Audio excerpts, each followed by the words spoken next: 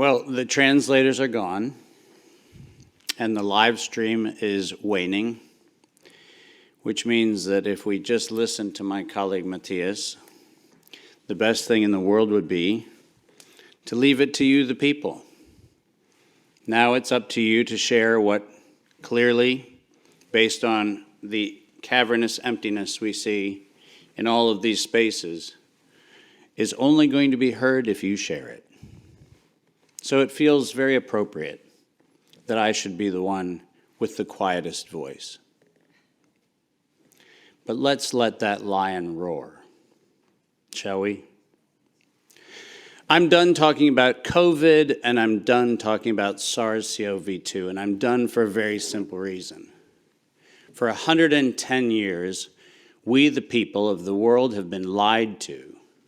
We're a group of very small number of criminal industrial conspirators decided to subordinate the entirety of the human population for the purpose of their sinister plans to enrich themselves while impoverishing and killing the rest of humanity. And I'm done being polite. We've long passed polite. When the words acceptable death rate become part of an industrial norm, we have lost the plot of humanity. And that's not my words. Those were the words of the World Health Organization and of Pfizer and of Moderna when they were given the authorization to begin the process of killing human beings in the interest of advancing their goals. Next slide. And I'm also not going to sugarcoat this. This is a criminal cartel. We are acting as though there's some sort of redeemable quality somewhere in some esoteric layer that somehow or another the World Health Organization must have some salutatory benefit. Well, I'm going to tell you, since its formation in the 1940s, the World Health Organization has been nothing more than a criminal cartel that has a sole and singular intent.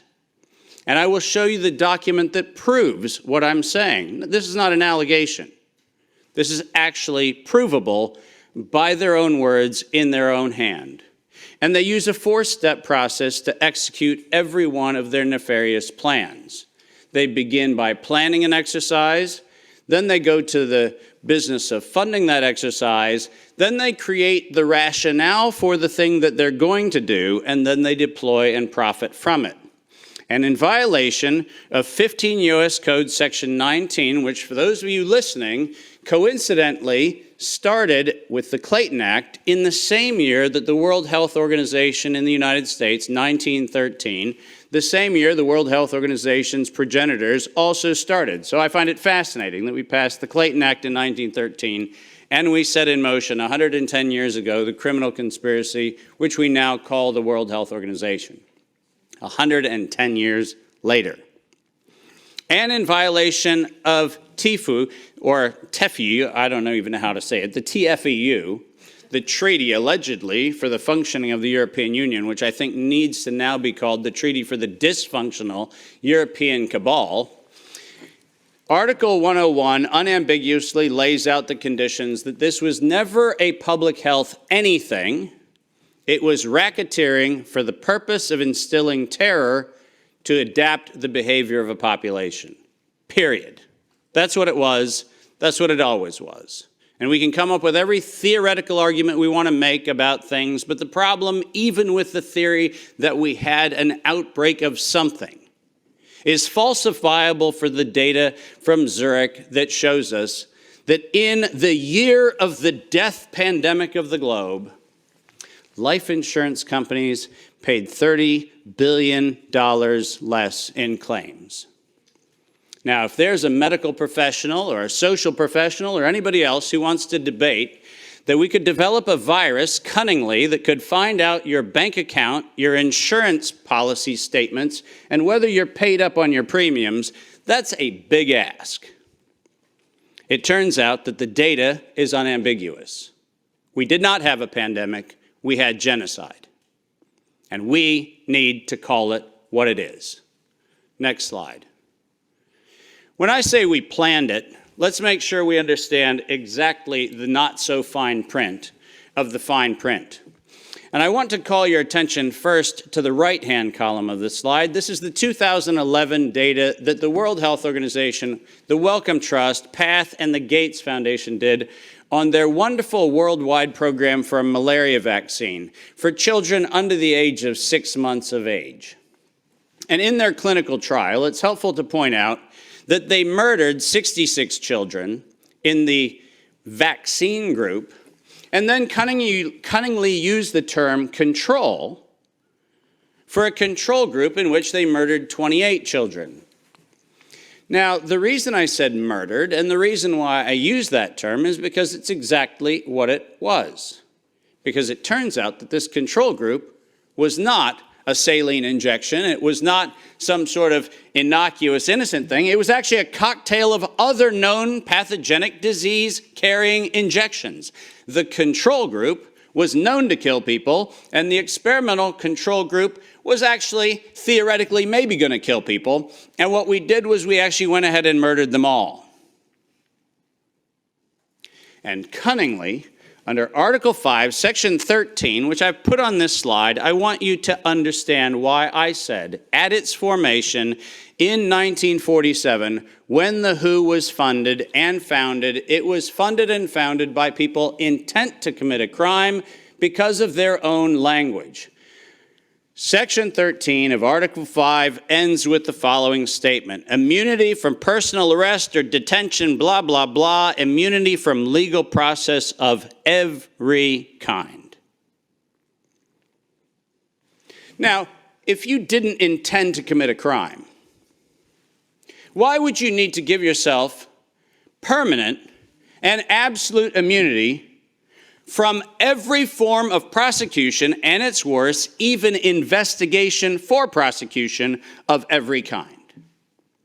People sit there and pretend, well, that's like diplomatic immunity. Do you realize this isn't even meeting the standard of diplomatic immunity?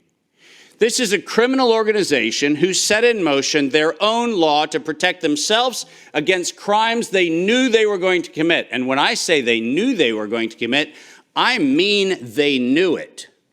Because their first Director General, none other than Dr. René Sand, who happened to be in the hospitality of the Germans in Dachau in 1940 earlier, in 1947, mysteriously, with the largesse of the Rockefeller Foundation, was nominated to become the first Director General of the WHO. And within 5 short years, René Sand decided to authorize the real purpose of the WHO in writing by then Director General Dr. Brock Chisholm, who advocated for population control as its primary objective. Does that sound like public health to anyone in this room? This is not public health. This is the advancement of the same genocidal program that began with the Carnegie Foundation's funding of the eugenics office at Cold Spring Labs in the United States in 1913 under the philanthropy of Andrew Carnegie. People, stop fooling yourself. We debate the leaves on the tree of what we call this pandemic thing, but we're not going to the root. This was an organized crime, racketeering entity set up to give itself first absolute immunity and then execute its plans to make sure it controls who lives, who dies, and who gets any chance at life. And if you think that I am somehow inflating numbers, let me be unambiguous. Under every treatment of tax provision, if I were to tell you that there is an 88% controlling interest of any organization, you might conclude that that actually aggregates into a controlling interest. And it turns out that if we look at the foundation donations to the World Health Organization, 88% of those come from a single organization, the Gates Foundation. That constitutes a violation of every competitivist law in Europe and every competitivist law in the United States. This is absolutely not only not an independent, charitably funded donation, but more importantly, under the tax laws on both sides of the Atlantic, this constitutes directed donations which specifically are forbidden and do not have any place anywhere in the Charter of the World Health Organization or any of the UN-affiliated organizations. When I say this is a crime, I mean it's a tax crime, a racketeering crime, a money laundering crime, and now the crime of racketeering leading to murder and global terrorism. Next slide. I told you that the second thing after they plan it is they fund it. And why don't we use the criminals' language in their own words, because it's the best way to say it. When they actually planned the release of the use of a biologically modified chimera associated with the model derived from coronavirus, they actually said the following: to sustain the funding base beyond the crisis, we need to increase the public understanding for the needful medical countermeasures such as a pan-influenza or pan-coronavirus vaccine. Now, let me pause for just one moment and remind you that the crisis that they were speaking of was a crisis of diminishing funding. There was no health crisis. This was a crisis of their coffers were starting to run dry. That's the crisis. And let's read on. A key driver is the media, and the economics will follow the hype. We need to use that hype to our advantage to get to the real issues. Investors will respond if they see profit at the end of the process. That is officially the statement made by the conspiratorial cabal that by that time was the decade of vaccines put in motion in 2011 by the Global Preparedness Monitoring Board of the World Health Organization, and it was the funding base for Peter Daszak's partnership with the chimeric production of pathogens both in North Carolina and in Wuhan. So don't tell me that we have to do an investigation into where this came from. The criminals have admitted to it in their own words. Next slide. And now we get the fun one that no one in Congress is willing to address, which is the elephant in the room. On October the 21st, 2014, despite the multiple conversations between Senator Rand Paul and Anthony Fauci, where we've been told that Rand Paul has done everything he can to put Fauci on the ropes, he has had in his possession the letter that you see on the left. And it is the letter conveniently on NIAID letterhead sent to the University of North Carolina, Chapel Hill, which unambiguously states that during the gain-of-function moratorium, which, by the way, if we use the word moratorium, feels like that means you're supposed to stop. Why don't we go ahead and look at two pieces of this letter. First, the second bullet under Project One, which, by the way, was not part of the original grant. This was to look at the novel functions of the virus pathogenesis in vivo. You know what that means? In living systems. The grant was supposed to be clinical simulations and models, but this grant was modified with this letter to say we were going to authorize gain-of-function research during the moratorium in living systems. And then we love the last paragraph of this letter, which conveniently says, as your grant is currently funded, this pause is voluntary. How many times have you met a voluntary moratorium? And the best part about it is that if we look at the very last line, or continue to conduct the applicable gain-of-function research until the end of the currently active budget period.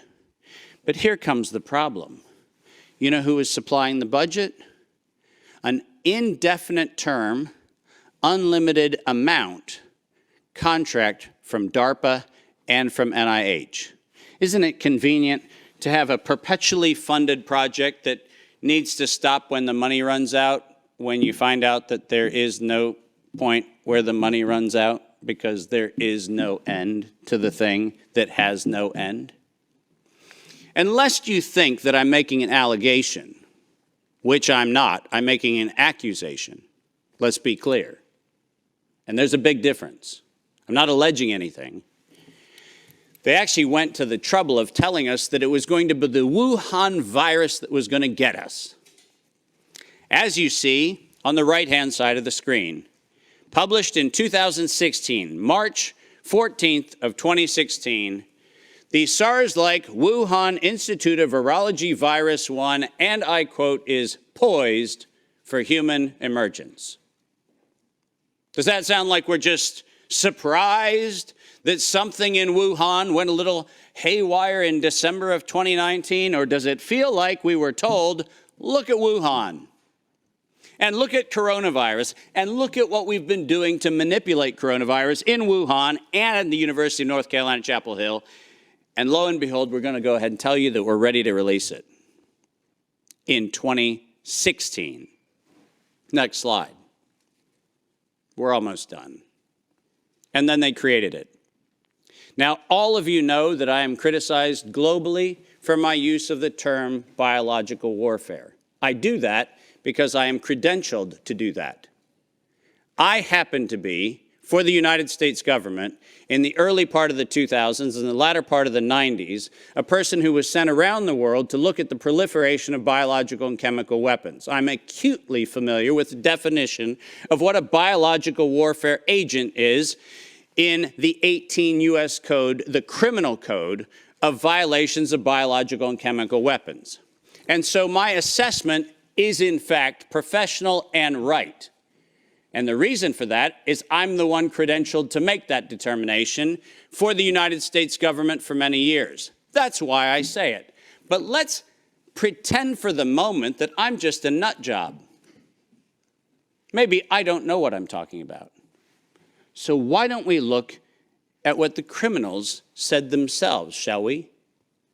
In 2005, at a conference sponsored by DARPA and the MITRE Corporation, Ralph Baric, the architect of the lethal strand that has been injected into millions and billions of people's arms, that Ralph Baric was sponsored to present the following, and let's go ahead and use his words, presentation: synthetic coronaviruses, biohacking, biowarfare enabling technologies.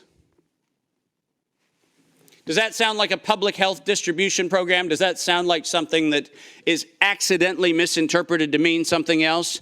Or does biological warfare enabling technologies sound like not countermeasures or pandemic preparedness? It sounds to me like biological warfare enabling technologies. And the reason why I have that hunch is what followed was he received, next to his NIAID grants, non-competitive DARPA grants in matching funds for over $140 million of aggregate funding going into his and his related programs on synthetic biological warfare enabling technologies. So do I have a problem calling the injection a biological warfare enabling technology? Absolutely not, because that's what they called it. And we know that they knew they called it that on September 18th, 2019. Because on September 18th, 2019, the racketeering, co-conspiring cabal of interlocking directorates, also known as the World Health Organization, said that they were going to conduct an experience for the world that was going to be a rapidly spreading pandemic due to a lethal respiratory pathogen. The lethality in that statement is the problem. They didn't say we're going to maybe get a little bit of sniffles going around. They said we were going to actually have the promulgation of a deadly agent. And the stated reason, in September 2020, the progress indicator is that the world would accept a universal vaccine. Not, we'll look at other options of treatment. Not, we'll have a look at what might be early intervention, as Dr. McCullough has so clearly advocated for in many, many, many instances. Not that. We stated on September 18th, 2019, we were intending to kill. And we were intending to kill to create the fear that would drive people to accept something that without coercion, no one would have accepted. And that's published by the criminal racketeers. Next slide, and there's only 2 to go if you're following. Deploy and profit from it. We were told investors will respond if they see profit at the end of the process, and lo and behold, guess what they saw? Profit at the end of the process. 2022, $100 billion for Pfizer of public funds. Moderna, after lying to the Congress in October of 2020 when they were asked to actually verify whether NIAID was promoting an injection that would enrich NIAID, where Anthony Fauci and the entire team at NIH said that they had no financial interest in their recommendation, they receive a back payment royalty of $400 million for the first payment of the royalty. $400 million. More than any Institute of Health has ever received in a single payment for a single invention in the history of American medical research.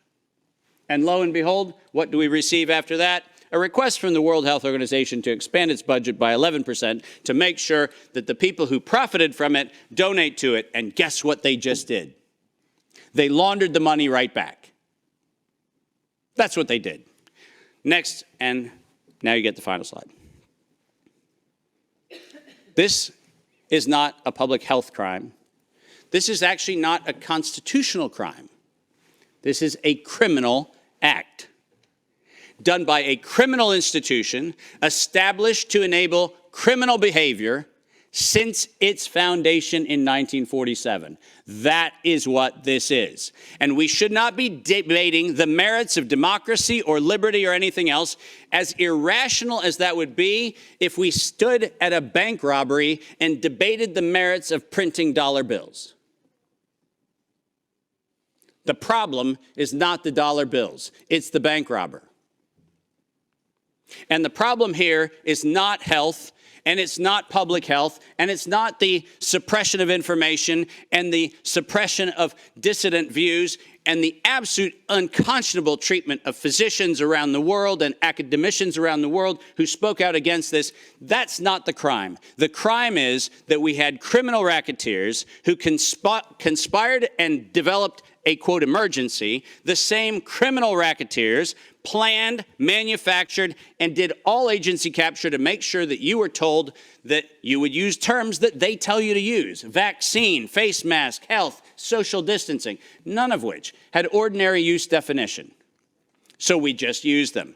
Criminal racketeers price fixed with interlocking directorates where known competitors came together and fixed prices in direct collusion in violation of both European Union standards and in violation of both the Sherman and the Clayton Act in the United States. These were crimes, it was organized crime, and we should treat it as such. Criminal racketeers publicly lied under oath, and this resulted in the death and destruction of liberty, and most importantly, the death and destruction of the integrity of well-meaning people who sit here today doing everything they can within their power to try to treat the calamities created by this catastrophe.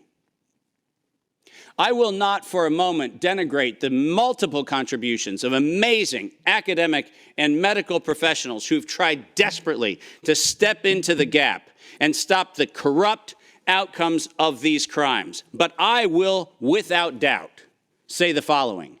Until we treat this as a criminal conspiracy of criminal racketeers resulting in global terrorism for the purpose of profiteering and murder, until we have that conversation, we're having the wrong conversation. Because we are not here to debate the merits of a modified agreement for a criminal racketeering organization. We are here to end the criminal organization itself. This is my call to every single person on this planet. Don't just limit the power of the WHO. Destroy the WHO. Thank you very much.